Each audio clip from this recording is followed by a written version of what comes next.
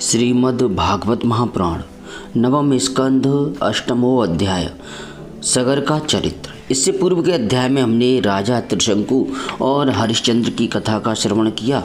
अब आगे नारायणं नमस्कृत्य नरं चैव नरोत्तमं देवीं सरस्वतीं व्यासं ततो जयमुदीरयेत्।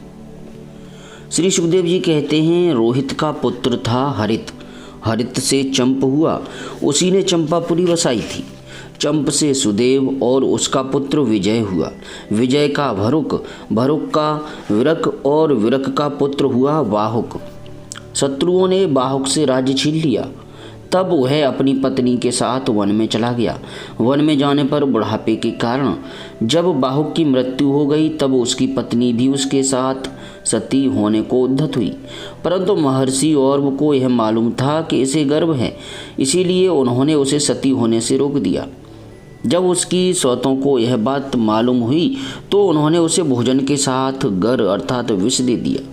परंतु गर्भ पर उस विष का कोई प्रभाव नहीं पड़ा, बल्कि उस विष को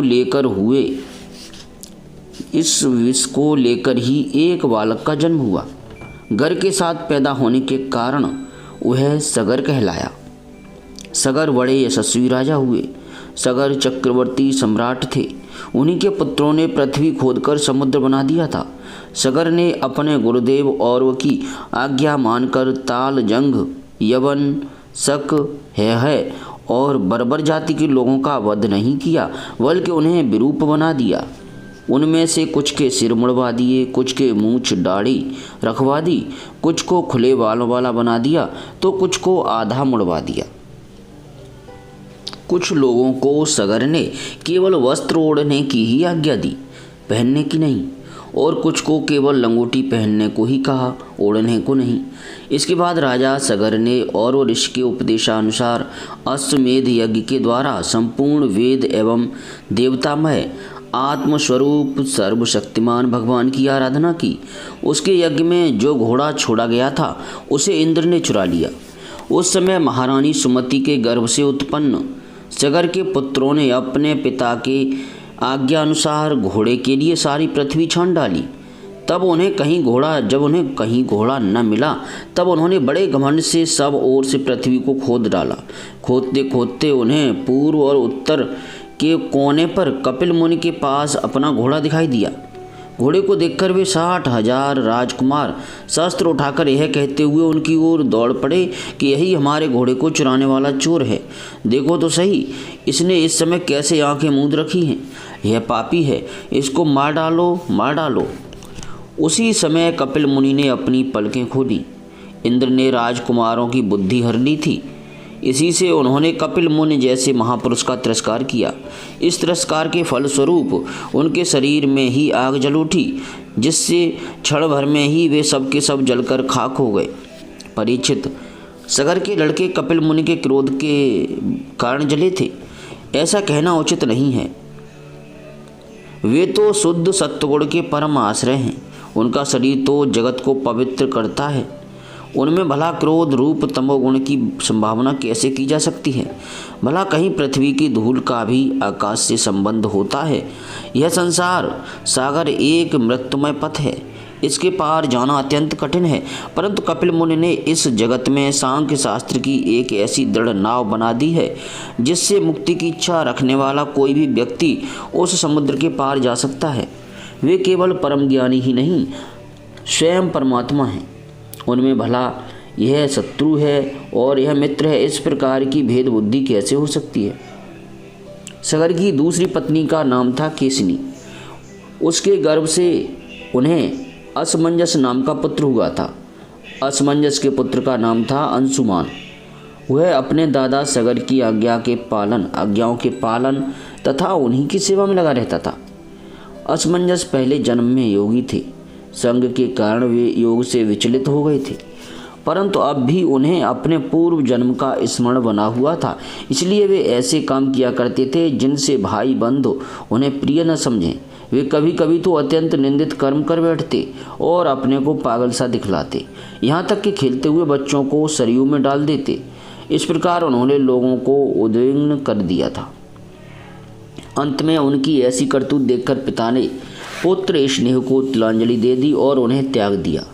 तदनंतर असमंजस ने अपने योग बल से उन सब बालकों को जीवित कर दिया और अपने पिता को दिखाकर वे वन में चले गए। अयोध्या के नागरिकों ने जब देखा कि हमारे बालक तो फिर लौट आए, तब उन्हें असीम आश्चर्य हुआ और राजा सगर को भी बड़ा पश्चाताप हुआ।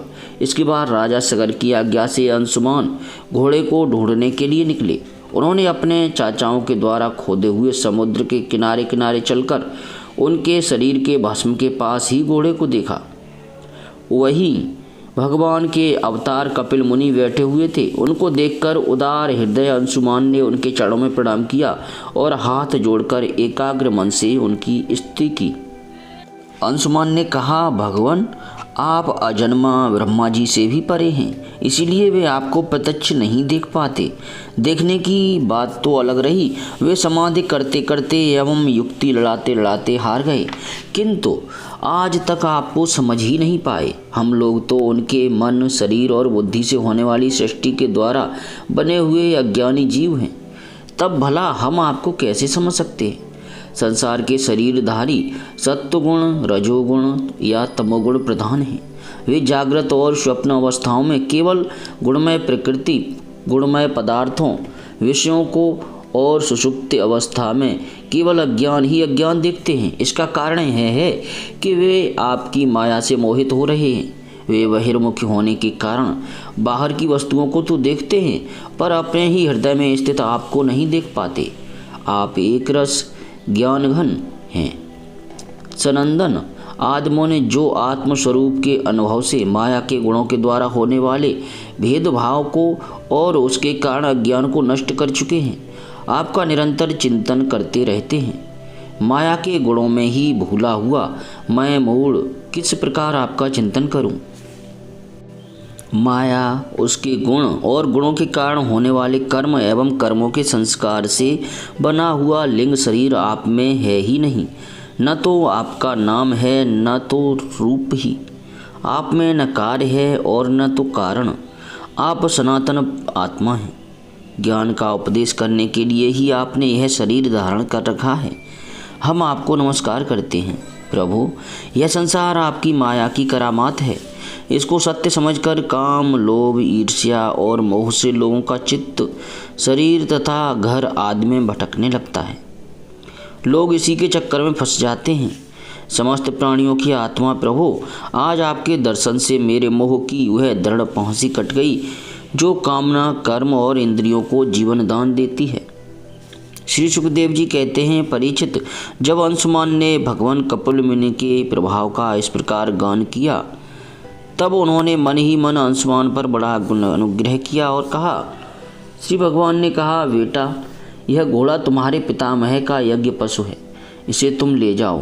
तुम्हारे जले हुए चाचाओं का उद्धार केवल गंगा जल से होगा और कोई उपाय नहीं है।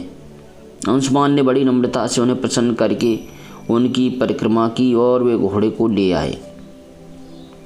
सगर ने उस यज्ञ पशु के द्वारा यज्ञ की शेष क्रिया समाप्त की। तब राजा सगर ने अंशुमान को राज्य का भार सौंप दिया और वे स्वयं विषयों से निष्प्रह एवं बंधन युक्त हो गए।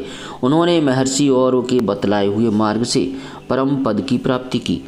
श्रीमद् भागवत महापुराण 9वें स्कंध 8वां अध्याय समाप्त। जय श्री कृष्ण।